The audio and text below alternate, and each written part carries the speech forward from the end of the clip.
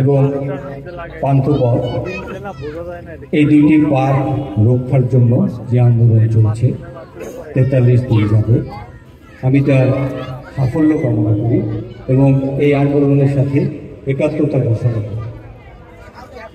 গাছ ধ্বংস করা চলবে না, পাখিদের বাসা ধ্বংস করা চলবে না। পাখি পরিবেশের অংশ, আমাদের মতোই, তাদেরও অধিকার আছে।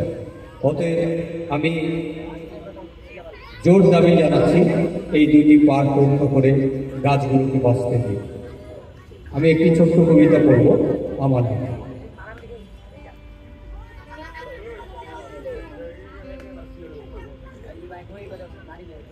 অনেক দিন হয় একজন নিরেট অসাধারণ সরল মন ভালো মানুষ, তারে আর দেখি। কতগুলো মানুষ দেখি, তারে দেখি। কেউ একজন একদিন বলেছিল সে নাকি আছে 7 আসমানের উপর। সেই থেকে তারে আমি খুঁজি, প্রায় সন্ধ্যাতেই খুঁজি তারে ঊর্ধ্ব আকাশ পানে চেয়ে। হাজার তারার মাঝে আমি তাকে তো দেখি না, শুধু স্কারাস দেখি, পশ্চিমা দেখি, কিন্তু কই তারে তো আর দেখি না। কি জানি, হয়তো সে থাকে তারও উপরে, জান্নাতের উঁচু কোনো স্থানে। আচ্ছা, সে কি আমারে দেখে?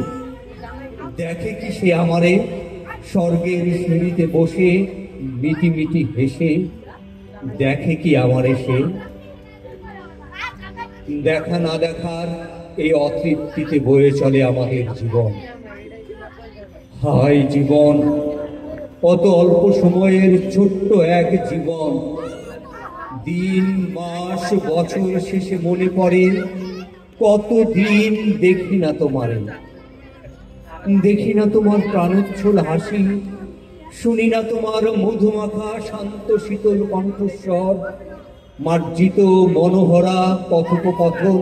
কহ না কতদিন তুমি মুগ্ধ নয়নে চেয়ে থেকে, যার আমি শুনি না কতদিন। শুধু গান শুনি দোয়েলের, কোকিলের চড়ুই, কথোপকথন শুনি মুগ্ধ নয়নে চেয়ে জোড়া শালিকে। শুধু আজ আর তোমাকে দেখি না, শুধু কতগুলো জটিল অশান্ত অস্থির মানুষ দেখি, গিরগিটির মতো বদলায় রং।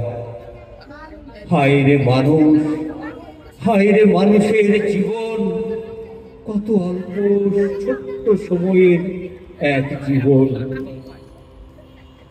ও জীবন রে জীবন, ছাড়িয়া না যাও রে।